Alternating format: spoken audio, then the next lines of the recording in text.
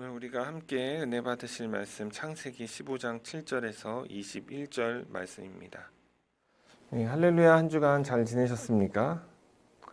날씨가 굉장히 덥죠. 요즘에 무더위가 장마가 끝난 후에 무더위가 찾아왔는데요. 여기 제가 있는 대전도 굉장히 덥습니다. 어제 잠깐 나갔는데 진짜 덥더라고요. 덥고 또 꿉꿉하고 뭔가 이렇게 습한 날씨 있잖아요. 여러분들도 아마 그 더위 때문에 많이 지치고 힘드실 텐데 그럴 때일수록 더 힘내시기 바랍니다. 저는 오늘 이 말씀을 가지고 신자의 부동산 계약서라는 제목으로 함께 말씀을 나누길 원합니다. 신자의 부동산 계약서, 그러니까 뭘 계약하려고 하나 이런 생각하실 텐데요. 그래서 오늘은 준비한 이야기는 땅에 관한 이야기인 것입니다. 요즘에 정치권의 이슈가 있죠.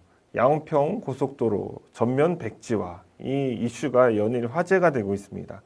국토부 장관이 전면 백지화를 선언하고 그것을 정치적 정쟁으로 이끌어갔기 때문이죠. 뿐만 아니라 많은 사람들이 집을 갖고 싶어 합니다. 하지만 이 집값이 만만치 않죠. 대한민국에서 집을 사는 게 만만치 않더라고요. 제가 여기에서 한국에서 집을 대충 예전에 알아봤을 때 한 서울에 있는 아파트가 보통 한 20몇 평짜리 강서구를 기준으로 봤을 때 한 2억에서 3억대였어요. 근데 2억에서 3억이면 이제 미국에 가면 그 당시에는 웬만한 큰 집 싱글 하우스 방 4개에 화장실 2.5개 2층짜리 그리고 뒷마당이 넓은 또 학군 좋은 데 위치한 이런 집들이 그 당시에는 한 20만 불 이하였어요. 그러니까 여기 서울에 있는 아파트를 팔고 미국에 가면 그런 좋은 집을 살 수 있었던 겁니다. 서울에서는 20몇 평밖에 안 되는 작은 집, 화장실도 하나고 층간소음이 있는 그런 데였지만 미국에 가니까 엄청 좋은 거예요. 사람들은 그래서 누구나 다 집을 갖고 싶어요. 그래서 한때는 영끌에서 집을 사라 이런 이야기도 있었습니다. 대출받아서 집을 사는 사람들이 많이 있었죠. 그런데 지금은 어떻습니까? 경기 침체가 온 것입니다. 미국이 자이언트 스텝을 한 번만 밟은 게 아니라 계속 밟은 거예요. 그래서 금리가 오르게 된 겁니다. 금리가 비싸지니까 그 당시에 변동금리로 대출을 받아서 집을 사셨던 분들이 지금은 대출금 갚는 것이 너무 힘든 거예요. 이자가 올랐기 때문인 것이죠. 미국에서 집 산 사람들 그때 당시에 싸게 샀다고 좋아하지만 보통 어떻게 합니까? 모기지를 받을 때 30년 모기지를 받잖아요. 근데 미국이 자이언트 스텝 하면서 뭐가 됐습니까? 세금이 오른 거예요. 그리고 집값이 오르니까 세금이 오르게 되죠. 그러니까 내가 내야 될 돈에 세금이 오르니까 또 자신들이 예전에는 한 1,000불, 1,500불만 내면 이 집이 유지가 됐는데 지금은 이제 집값도 올랐고 거기에다가 세금이 또 붙으니까 이제는 2,000불씩 내야 되는 그런 상황이 벌어진 것입니다. 그래서 지금은 집을 사면 루저다 이런 말이 있습니다. 집값이 떨어질 때 사야 되는데 높을 때 영끌에서 사면 이제 그 모든 이자를 다 떠안고 샀다가 집값이 떨어지면 이제 손해만 보고 팔지도 못하고 사지도 못하고 이러지도 저러지도 못하는 그런 상황이 된다는 것이죠. 저는 예전에 그런 적이 있어요. 이렇게 서울의 옥상에 아파트의 옥상에 이렇게 올라가서 한번 서울 시내를 내려다본 적이 있습니다. 밤에. 그랬더니 불이 쫙 켜져 있고 아파트들에 불이 쫙 들어오는 그런 멋있는 광경이 펼쳐졌어요. 그리고 보니까 집들이 빼곡하게 많은 거예요. 그걸 보면서 아니 이렇게 대한민국에 집이 많은데 내 집 한 칸이 없다니. 이것이 굉장히 서럽게 느껴지기도 했습니다. 그만큼 땅, 집 이런 것에 대한 인간의 갈망, 욕망은 아주 본능적이라는 것을 알 수가 있는 것이죠. 오늘 본문의 독자였던 이스라엘 백성들 역시 그들에게 땅이 의미하는 바는 매우 큰 것입니다.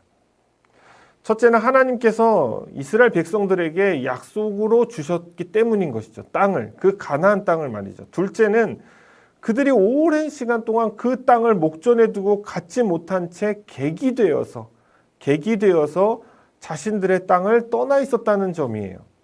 그리고 세 번째는 이스라엘 백성들이 그 땅을 온전히 하나님께서 약속하신 그 땅을 온전히 소유한 적이 그렇게 많지 않았다는 거예요. 자신들의 역사 가운데. 이러한 이유로 이스라엘 백성들에게 땅은 아브라함이 느꼈던 그것을 그대로 투영하고 있었습니다. 무엇이었을까요? 의심 그리고 두려움이었다는 거예요. 창세기 15장은 하나님께서 아브라함과 언약을 맺으시는 장면이 나옵니다. 지난 창세기 강의 시간에 15장 1절에서 6절을 강의했는데요. 그때 자손에 대한 언약을 하나님께서 맺으시는 장면이었다면 이제 오늘 본문은 땅에 관한 언약의 내용을 다루고 있습니다. 또한 하나님께서 아브라함과 언약을 맺으시는 그 방식도 본문에 나오게 되어집니다. 저는 오늘 이 본문을 통해서 땅에 대한 그 하나님과 아브라함의 언약, 그리고 언약을 하나님께서 맺으시는 그 방식을 통해서 몇 가지 진리를 함께 나눠보기를 원합니다. 이 진리를 통해서 의심과 두려움을 극복하는 그 키워드가 무엇인지 우리가 함께 또 살펴보기를 원합니다. 하나님께서 아브라함과 사레로부터 자녀를 약속하시죠. 아브라함은 그것을 받아들였습니다. 그것을 믿음에 이렇게 말씀하셨죠. 그랬더니 하나님이 그것을 의로 여기셨더라. 이것이 바로 저번에 우리가 나눴던 본문 말씀의 골자입니다. 이제 하나님은 아브라함에게 땅을 약속하십니다. 7절 말씀에 보면 또 그에게 이르시되 나는 이 땅을 내게 주어 소유를 삼게 하려고 너를 갈대아인의 우르에서 이끌어낸 여호와니라 이렇게 말씀하고 계세요. 7절은 15장 1절 말씀의 어떤 연장선이라고 보시면 되는 것입니다. 1절에 뭐라고 나와 있습니까? 이후에 여호와의 말씀이 환상 중에 아브라함에게 임하여 이르시되 아브라함아 두려워하지 말라 나는 내 방패요 너의 지극히 큰 상급이니라. 하나님께서 아브라함에게 1절 말씀을 통해서 말씀하시고자 했던 것은 아브라함이 의심하지 말고 하나님의 약속을 믿으라는 말씀이었던 것입니다. 아브라함의 그 의심과 두려움은 그가 하나님의 말씀을 따라 가나안 땅에 도착했지만 이미 그곳은 다른 사람들이 살고 있었다는 거예요. 하나님께서 자녀의 복도 허락하셨지만 사레는 아이를 낳을 수 없는 상황이었습니다. 그런 아브라함에게 하나님은 그런 상황들을 보지 말고 환경을 보지 말고 오직 나 여호와 하나님만을 의지해라 라고 말씀하고 있는 것입니다. 그래서 7절도 마찬가지예요. 너를 갈대아인의 우르에서 이끌어낸 바로 나 여호와다. 그러니까 내가 책임질게 걱정하지 말아라 라고 말씀하시는 거예요. 그런데 여러분 아브라함의 반응이 어땠을까요? 우리 8절 말씀 볼까요? 그가 이르되 주 여호와여 내가 이 땅을 소유로 받을 것을 무엇으로 알리까?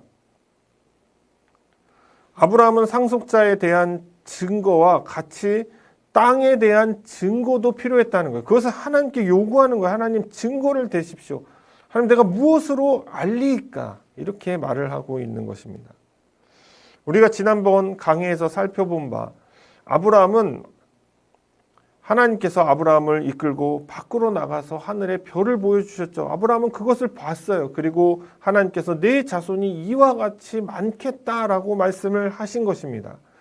별을 본 아브라함의 반응은 여호와를 믿으니 이것이었습니다.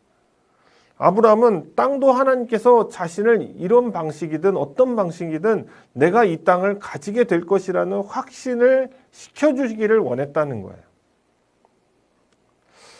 저와 여러분들은 가끔 하나님 앞에 증거를 요구할 때가 있습니다. 믿음으로 살다 보면 그런 일들이 비일비재합니다. 제가 여러분에게 말씀드리고자 하는 이 증거 요구는 여러분들이 막 뭔가를 뜨겁게 기도하고 하나님 주시옵소서 해서 받을 때 하나님께 응답을 받는 그 응답 받는 것에 대한 증거 요구가 아니에요. 그것과 같은 것으로 생각하면 안 됩니다. 기도 응답에 대해서는 우리가 뭔가 막 증거를 요구하는데 그것은 성경을 잘못 이해하고 있는 것입니다. 기도 응답에 대한 증거 요구와 본문에서 아브라함이 하나님께 요구하는 것은 완전히 다른 것입니다. 아브라함에게 하나님께서 자손과 땅을 약속하셨던 이유가 무엇일까요? 그것은 하나님께서 이 세상을 구원하시기 위한 역사의 퍼즐의 한 부분이기 때문입니다. 그런 관점에서 우리가 좀 이 본문 속에 증거라는 것이 무엇인가를 살펴볼 필요가 있다는 거예요. 또한 하나님께서는 아브라함을 어떻게 하셨습니까? 일방적으로 선택하시고 불러내셨어요. 그러므로 제가 말씀드리는 이 증거는 바로 신자가 요구하는 의심에 관한 증거인 것입니다. 두려움인 거예요. 왜 신자는 의심과 두려움을 갖게 될까요? 무엇에 대한 의심과 두려움을 갖게 될까요? 바로 하나님에 대한 의심과 두려움을 누구나 믿는 자들은 가질 수 있다는 것입니다. 세상을 살다 보면 여러분 어떻습니까? 신자는 믿음이라는 것을 지키면서 살아가야 돼요. 근데 그게 벅찹니다. 굉장히 어렵습니다. 환경에 문제가 생기죠. 그럼 하나님을 의심합니다. 풀리지 않는 자신을 보면서 또 하나님을 의심해요. 그리고 두려워합니다. 정말 하나님께서 나를 택하신 것이 맞을까? 하나님께서 정말 나를 사랑하고 계신다고 하는데 어떻게 사랑하는 사람이 이렇게 고난을 겪는데 아무 일도 일어나지 않을까 하면서 하나님의 존재 자체를 의심하게 된다는 거예요. 그래서 낙심할 때가 있는 거예요. 하나님 정말 살아계시다면, 저를 사랑하신다면, 저를 구원하셨다면 하나님 보여주십시오. 그렇게 요구할 때가 있다는 거예요. 하나님의 손길이 닿지 않는 것 같은 음지와 같은 나의 인생을 보면서 정말 하나님께서 살아계시고 역사하고 계시는 것일까에 대한 의구심을 갖게 된다는 거예요. 그때는 하나님 그 손길을 보여주십시오. 하나님께서 나에게 나타나셔서라도 나를 확신시켜 달라고 그렇게 기도할 수 있다는 것입니다. 연약하기 때문에 사람은 두렵고 의심이 생기는 것입니다. 그럴 땐 여러분 낙심하거나 나는 이런 쓰레기 같은 믿음으로 살 수 있을까? 이런 생각을 하지 마시고 하나님 앞에 고백하시기 바랍니다. 주님, 제 마음 가운데 의심이 생깁니다. 두려움이 생깁니다. 주님의 살아계심을 보게 하여 주시옵소서. 주님을 만나게 하여 주시옵소서라고 기도하시기 바랍니다. 저는 신자들에게 이런 기도가 가끔 필요하다고 생각을 합니다. 여러분 의사들 앞에서 아픈데 안 아픈 척 숨긴다고 그 아픈 것이 사라지는 게 아니에요. 제가 얼마 전에 치과 치료를 위해서 이제 치과에 갔습니다. 그러니까 아프니까 간 거죠. 근데 제가 아무리 다른 곳에 이제 충치가 좀 있었죠. 그래서 그것도 이제 같이 의사가 막 살펴보더라고요. 내가 아픈데 여기만 치료해달라고 한다고 해서 의사가 여기만 문제가 있습니다. 이렇게 얘기하지 않습니다. 전체를 다 봐주는 거예요. 그러면서 여기도 문제가 있고 여기도 문제가 있으니까 여기 두 군데는 앞으로 치료를 하셔야 됩니다라고 의사는 말을 하는 것입니다. 우리가 아무리 자신의 연약함을 하나님 앞에 숨기려고 해도 거룩하고 의로운 척 한다고 해서 우리가 거룩하고 의로워지는 것이 아니에요. 나의 연약함을 하나님 앞에 솔직하게 드러내야 하나님께서 그 부분에 대해서 우리를 만져주시고 우리를 만나주시고 우리를 확신시켜 줄 것 아닙니까? 교만한 것입니다. 하나님 앞에 솔직하지 않은 것은 말이죠. 가끔 신자들이 너무 신사적으로 믿음 생활을 하려는 분들이 계세요. 아닌 척하면서 말이죠. 여러분 믿음이라는 것은 영적인 전투인 것입니다. 전쟁에서 여러분 뭐 상도덕이 어디 있겠어요. 이기고 봐야죠. 하나님께서 하나님 앞에 그래서 신자는 간구할 줄도 알아야 되는 것입니다. 이것을 우리는 야성이라고 부르는 것이죠. 여러분 침례 요한조차도 예수님을 의심했습니다. 정말 그가 맞는지 말이죠. 믿음은 이러한 치열한 과정 속에서 자라나게 되는 것입니다. 아무런 의심과 두려움도 없이 그 누구도 성숙한 믿음에 도달할 수 없습니다. 처음부터 끝까지 단 한 번도 의심과 두려움이 없이 그렇게 신앙생활을 하는 사람들이 없다는 것이에요. 의심과 두려움을 부정한 것으로 치부해버리지 마십시오. 그래서 외면하려고 하지 마십시오. 직면해서 하나님 앞에 구하시기 바랍니다. 우리 주님은 자신이 택하신 그 백성들을 그렇게 방치하실 분이 아니기 때문입니다. 의심하던 그 아브라함에게 하나님께서 이런 제안을 하십니다. 9절 말씀에 보면 여호와께서 그에게 이르시되 나를 위하여 3년 된 암소와 3년 된 암염소와 3년 된 순양과 산비둘기와 집비둘기 새끼를 가져올지니라. 하나님은 아브라함에게 재물을 요구하십니다. 이것은 당시 그 고대의 언약 의식에 해당합니다. 약 기원전 약 3,500년 전에 이 마리와 알라라크라는 곳에서는 조약 체결 의식의 형태로 짐승을 잡았습니다. 그러니까 서로 조약하는 사람들이 양옆에 서서 그 짐승을 잡아놓고 그리고 그 짐승의 각을 떠서 배를 갈라서 그곳에 이제 불이 지나가게 하는 그런 양식이었죠. 아마도 하나님께서는 아브라함의 이러한 보증 요구에 대해서 아브라함이 이해할 수 있는 방법으로, 납득할 수 있는 방법인 그 당시의 조약 체결 의식을 행한 것으로 보입니다. 이제 우리는 하나님께서 아브라함과 맺으시는 이 의식들을 좀 살펴볼 것입니다. 10절 말씀에 보니까 아브라함이 그 모든 것을 가져다가 그 중간을 쪼개고 그 쪼갠 것을 마주 대하여 놓고 그 새는 쪼개지 아니하였으며. 짐승들의 중간을 쪼갠다는 것은 이 언약 의식을 상징하는 것입니다. 이러한 장면이 예레미야 34장에도 나오죠. 예레미야도 새는 자르지 않았습니다. 마침내 제물의 그 갈라진 몸 사이로 횃불이 지나감으로 계약이 성사되었음을 알리는 것입니다. 17절에 보면 해가 져서 어두울 때에 연기 나는 화로가 보이며 타는 횃불이 쪼갠 고기 사이로 지나가더라. 하나님과 아브라함의 언약의 그 과정이 10절에서 17절에 나오는데요. 갑자기 그 과정 중에 이런 상황이 생깁니다.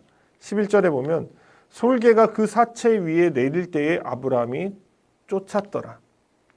아브라함이 그 준비한 제물을 위에다 올려놓았을 때에 솔개가 그것을 먹기 위해서 내려오는 것을 말합니다.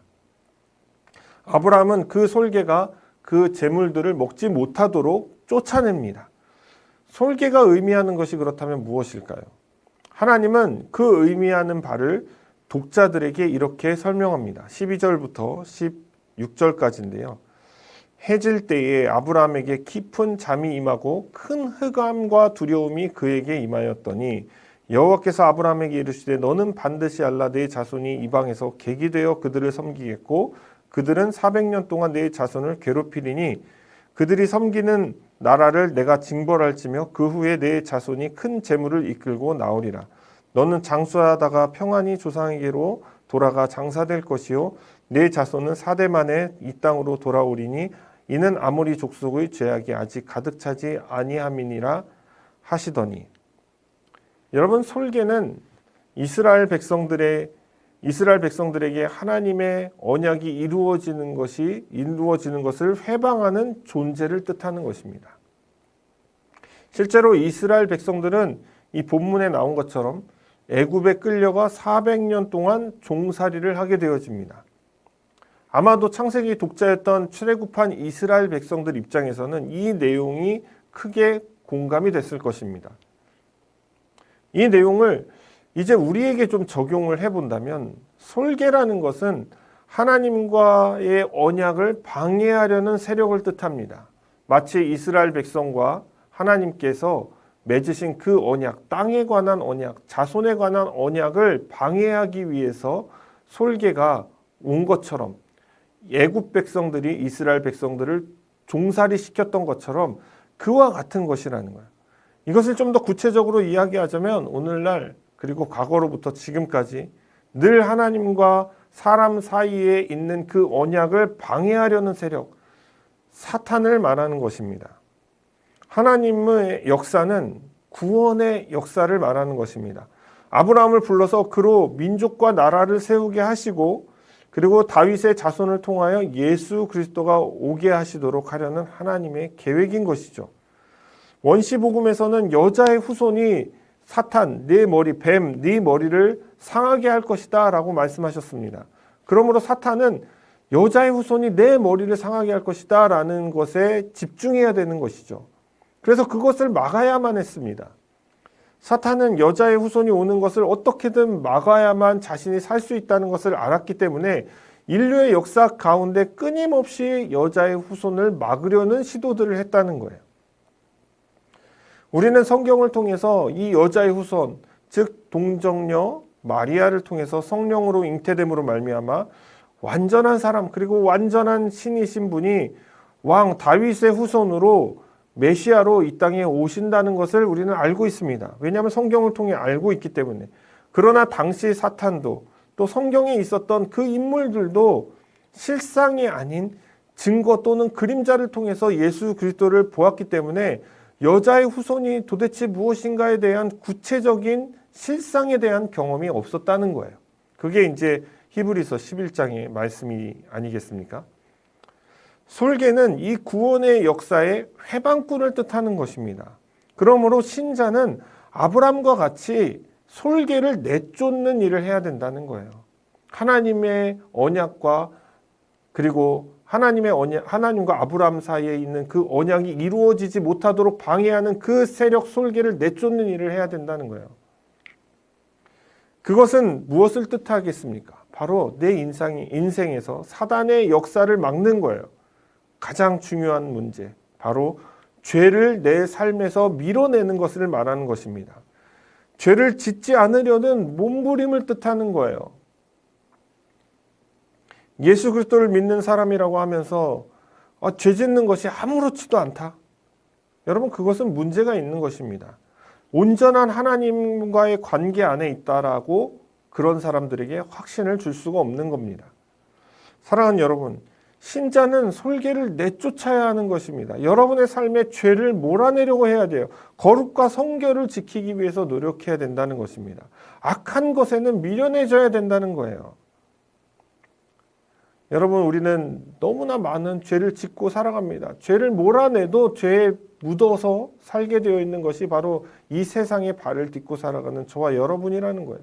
그러나 여러분, 회개도 하지 아니하고 양심의 가책도 느끼지 아니하고 죄 짓는 것에 주저함이 없다면 여러분, 그것은 문제가 있는 것이라는 거예요. 사랑하는 여러분, 솔개를 내쫓으시는 여러분이 되기를 소망합니다. 하나님께서는 이제 마지막 사인을 하십니다. 그 계약서의 마지막 사인을 하는 것이죠. 우리가 조금 전에 읽었던 17절 말씀입니다. 해가 져서 어두울 때에 연기 나는 화로가 보이며 타는 횃불이 쪼갠 고기 사이로 지나더라. 이 구절에서 연기 나는 화로와 타는 횃불이 의미하는 것이 과연 무엇일까요? 그것은 언약의 성립, 그것과 동시에 정화라는 것을 뜻합니다. 본문에 나오는 하나님께서 아브람과 맺으신 그 언약의 의미는, 첫째는 하나님의 택하심, 아브람을 택하셨잖아요. 그리고 불러주셨잖아요. 그리고 두 번째로는 그와 언약을 맺으신다는 것이고, 그리고 세 번째는 거룩해 하심이라는 의미가 있다는 거예요. 저와 여러분도 이 구원의 단계 속에 들어가 있습니다. 어떻게 보면 아브라함의 언약의 단계와 비슷하다고 볼 수가 있는 것이죠. 하나님께서 저와 여러분들도 세상으로부터 택하여 불러주셨습니다. 예수님을 믿게 하신 거죠. 성령께서 깨닫게 하지 않으시면 우린 그 누구도 예수를 주라고 시인할 수가 없는 것이죠. 또한 예수 그리스도의 새 언약에 구속된 자들입니다. 그러니까 율법의 저주로부터 벗어난 자들이에요. 세상의 죄의 나무 그늘 아래 있는 자들이 아니라 주님께서 십자가를 통해 이루신 새 언약 아래 있는 자들이라는 거예요. 그리고 주님께서 저와 여러분의 죄를 위해 피 흘리심으로 이제 어떻게 되었습니까? 저와 여러분들은 성결하게 됐다. 거룩한 존재가 되었다는 거예요. 거룩한 자로 더 구체적으로 말하면 삼아주셨다는 거예요. 그러나 너희는 택하신 족속이요 왕 같은 제사장들이요 거룩한 나라요 그의 소유된 백성이니 이는 너희를 어두운 데서 불러내어 그의 기이한 빛에 들어가게 하시니 아름다운 덕을 선포하게 하려 하심이라. 하나님께서 아브라함과 이러한 언약을 맺으신 후에 그의 땅이 어디로부터 어디까지인지를 그 범위에 대해서 하나님께서 말씀을 해주십니다. 그날에 여호와께서 아브라함과 더불어 언약을 세워 이르시되 내가 이 땅을 애굽 강에서부터 그 큰 강 유브라데까지 네 자손에게 주노니 곧 겐 족속과 그니스 족속과 간몬 족속과 헷 족속과 브리스 족속과 르바 족속과 아모리 족속과 가나안 족속과 기르가스 족속과 여부스 족속의 땅이라 하셨더라. 우리가 지금 방금 읽어본 것처럼 본문에는 약 10개의 족속을 나열하고 있습니다. 근데 여러분 이 지도를 보시면 이쪽 지도를 보시면 이 동그라미 친 것과 포함해서 그 요단강 동편 암몬, 아모리 여기까지 이제 다 에돔 여기까지 이제 포함한 것이죠. 그리고 그 다음 지도를 한번 보겠습니다. 이쪽에 있는 요 왼쪽에 있는 여러분들이 보시는 오른쪽에 있는 이제 지도인데요. 이것이 언제냐면 다윗이 정복한 땅입니다. 그리고 저 위에 하맛이라고 써 있는 부분 보이시나요? 예, 보라 색깔로 표시된 부분, 노란 부분이 아니라 보라 색깔로 표시된 부분, 저 부분이 이제 솔로몬의 통치 지역인 것입니다. 그러니까 실제로 이스라엘 이 왕국이, 다윗의 왕국이 통치했던 영역까지 합치면 오늘 말씀처럼 위에 보시면 여러분 하맛 위에 보시면 유프라테스 강까지 보이죠. 예. 거기까지 통치 영역이었다는 거예요. 이스라엘이. 그리고 아래로 쭉 내려오면 시나이 반도 거기까지 보이죠.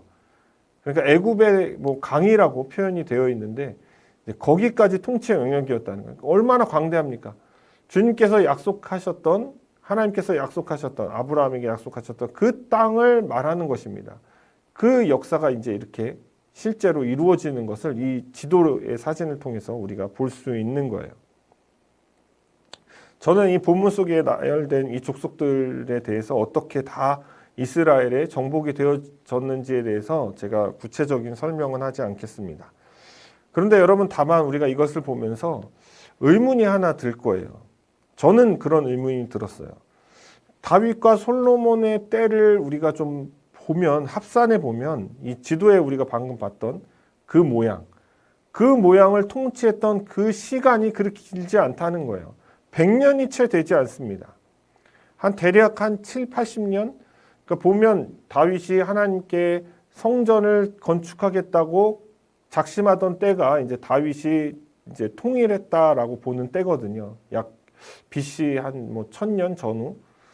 근데 이제 솔로몬이 죽을 때까지를 보면 그 통치 기간이 그렇게 길지 않다는 것을 알 수 있어요. 아브라함과 맺었던 그 언약이 이루어지기까지 기다렸던 그 세월에 비하면 굉장히 짧다고 할 수 있는 기간인 것입니다. 이 짧은 순간을 위해서 그토록 오랜 시간을 이스라엘 백성들이 계기되어야 했고, 자신의 땅에 이방 민족과 함께 섞여 살아야 했고, 그 오랜 시간을 견뎌야 했을까? 광야 40년도 있잖아요. 그렇게 생각할 수 있을 거예요. 저도 그런 의문이 들었어요. 사실 이러한 생각 자체는 굉장히 인본주의적인 아이디어, 발상인 것입니다. 이해타산을 생각한다는 거예요. 계산적이라는 것입니다.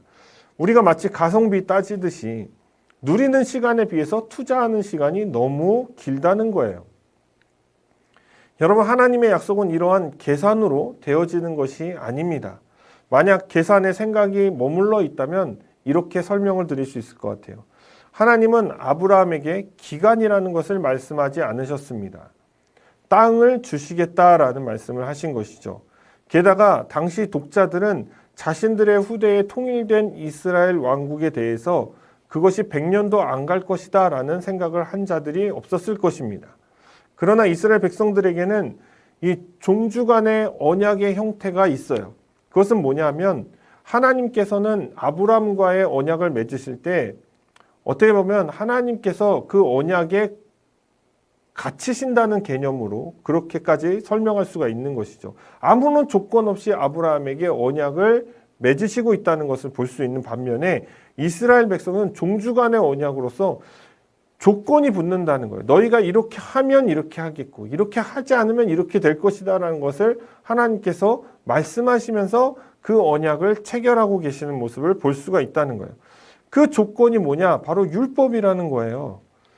그래서 율법을 떠난 이스라엘 백성들은 늘 그 땅의 권리와 지위를 상실하게 되는 것입니다. 그렇게 보면 이제 설명이 되어지죠. 하나님께서 그 땅을 결국 이루게 하셨지만, 약속된 땅을 주셨지만 그들이 계약을 어긴 거예요. 율법을 지키지 않고 하나님을 떠나고 우상을 들여놓고, 그래서 결국에는 그 나라가 갈라지고 그 누렸던 그 모든 권리와 지위, 땅에 대한 지위들이 결국 이방 민족들로 인해서 휘둘리고 빼앗기게 되는 것입니다. 그래서 우리는 이러한 인본주의적인 생각을 좀 벗어나서 좀 더 영적으로 이 문제를 볼 필요가 있습니다. 쉽게 설명해 드리면 아브라함의 언약은 무슨 언약입니까? 단순히 이스라엘 백성들의 땅을 주시겠다는 부동산 계약서가 아닌 것입니다. 바로 구원에 관한 이야기예요. 구원의 언약입니다. 온 인류를 향한 구원의 언약인 것이에요. 이스라엘 백성들과 맺은 그 언약은 구원받은 자로서 또한 지켜야 하는 언약에 해당되는 것입니다. 구원은 은혜인 것이죠. 하나님께서 일방적으로 불러주시는 것입니다. 하나님의 그 뜻에 따라서 은혜로 부어주신 거예요. 그래서 조건이 없는 것입니다. 구원받을 때 누가 조건을 따집니까? 우리의 의로움이 하나도 필요가 없는 거예요. 죄인이지만 하나님께서 그냥 선택해 주신 거예요. 하지만 신자 입장에서 볼 때 신자로서는 그 구원의 은혜를 입은 자로서는 주님의 뜻대로 마땅히 살아야 할 의무가 있다는 거예요. 그 삶의 목적이 있다는 것입니다. 그것은 거룩함이고 성결한 것입니다. 주님의 뜻대로 살려는 의지인 것입니다. 율법주의로 살라는 뜻이 아니라 주님의 뜻에 합당한 자로 살아가라라는 뜻인 것입니다. 만약 주님의 뜻대로 주님의 뜻에 합당한 자로 살아가지 못하고 있다면 우리는 주님께서 약속하신 그 새 땅을 유업으로 받지 못할 수 있다는 경각심 또한 가져야 하는 것입니다. 왜냐하면 나무는 그 열매를 보고 알 수 있습니다. 아무 소용없는 나무는 어떻게 합니까? 성경에 보면 잘라내서 그것을 불에 태워버리는 불쏘시개로 쓰겠다는 거예요. 사랑하는 여러분, 결론을 맺을까 합니다. 아브라함에게도 그렇지만 신자에게 요구되는 가장 큰 조건은 바로 믿음입니다. 의심과 두려움에 적용되는 그 키워드 역시 믿음인 것입니다. 때로는 내 주변의 상황들이 환경들이 의심을 생산하게 하고 불안하게 만듭니다. 정말 하나님께서 살아계실까? 하나님께서 나를 구원해 주셨을까라는 의심이 증폭될 때마다 우리는 낙심하게 되는 것이죠. 신앙의 동력을 잃어버리게 됩니다. 사랑하는 여러분, 그렇다고 여러분 포기할 필요가 없습니다. 포기하지 마십시오. 치열하게 주님 앞에 말씀하십시오. 치열하게 그 신앙적 싸움을 해 나가시기 바랍니다. 이미 승리는 정해졌잖아요. 주님께서 승리하셨잖아요. 근데 무엇이 두렵습니까? 그냥 던지십시오. 그리고 이렇게 기도하세요. 솔직하게 주님 앞에. 주님의 살아계심을 알게 해주십시오. 주님 정말 나를 사랑하신다면 주님께서 나를 사랑하신다는 그 사실을 제가 알게 해주세요. 이 모든 의심이 물러가게 해주세요. 붙잡고 주님께서 나를 강권하신다는 이 사실을 주님 깨닫게 해달라고, 포기하지 않게 해달라고 주님 기도하시기 바랍니다. 신자는 이러한 기도를 주저하지 않고 할 수 있어야 합니다. 의심과 불안한 가운데 정처 없이 헤매고 끙끙 앓지 마시고 주님 앞에 솔직하게 털어놓으시기 바랍니다. 주님은 어떤 방법이든 자신이 사랑하는 자녀를 방치하지 않으시고 응답해 주신다는 것입니다. 사랑하는 여러분, 넘어지는 것을 두려워하지 마십시오. 어린아이도 걷기까지 약 2000번 넘어진다고 합니다. 2000번을 넘어진 후에 비로소 온전하게 걷게 되는 것처럼 넘어짐이라는 것은 훈련인 것입니다. 성인이 돼서도 넘어지잖아요. 넘어지는 것을 두려워하지 마십시오. 넘어졌을 때 주님 내 손을 잡아달라고 외치시기 바랍니다. 또한 신자의 삶은 늘 사탄의 공격으로부터 자유로울 수가 없는 것입니다. 성경은 사탄을 이렇게 표현합니다. 우는 사자와 같이 삼킬 자를 두루 찾는다.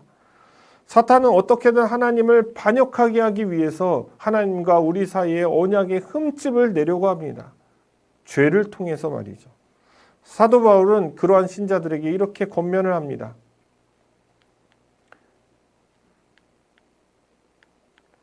로마서 13장 12절 밤이 깊고 낮이 가까웠으니 그러므로 우리가 어둠의 일을 벗고 빛의 갑옷을 입자. 낮의 해와 같이 단정히 행하고 방탕하거나 술 취하지 말며 음란하거나 호색하지 말며 다투거나 시기하지 말고 오직 주 예수 그리스도로 옷 입고 정욕을 위하여 육신의 일을 도모하지 말라. 마지막 때가 되면 사탄의 공격은 더욱더 심해질 것입니다. 신자는 거룩하고 성결한 영역에 머물기 위해서 늘 영적인 싸움을 해야 합니다. 아브라함이 솔개를 내쫓아내듯이 말이죠. 늘 깨어서 주님의 거룩한 백성으로 살아내시는 저와 여러분이 되기를 주님의 이름으로 부탁을 드립니다. 마지막으로 신자는 예수 그리스도의 뜻에 따라 살아가야 되는 것입니다. 내 삶의 주인이 되시는 예수님을 믿고 의지하며 그분의 말씀에 순종할 줄 알아야 되는 것입니다. 신자가 주님 뜻대로 살아갈 때에 주님께서는 그 약속하신 땅을 유업으로 주실 것입니다.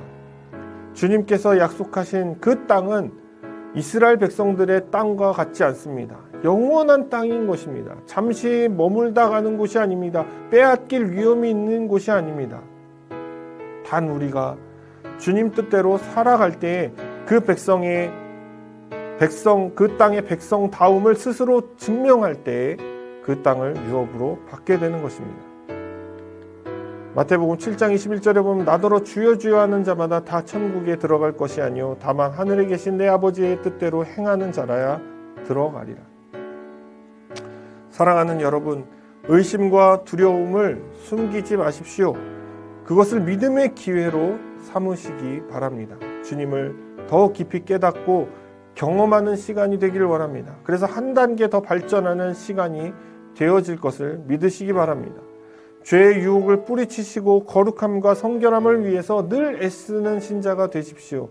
그렇게 주님의 뜻대로 살아갈 때에 마침내 영원한 새하늘과 새 땅을 유업으로 받게 될 것입니다. 이 부동산 계약서는 잠시 있다가 이 처소를 위한 것이 아니라 영원한 내 집, 본향, 그곳을 위한 부동산 계약서가 될 것입니다. 믿음으로 이 땅을 소유하게 되시는 저와 여러분이 되시기를 주님의 이름으로 축원을 드립니다.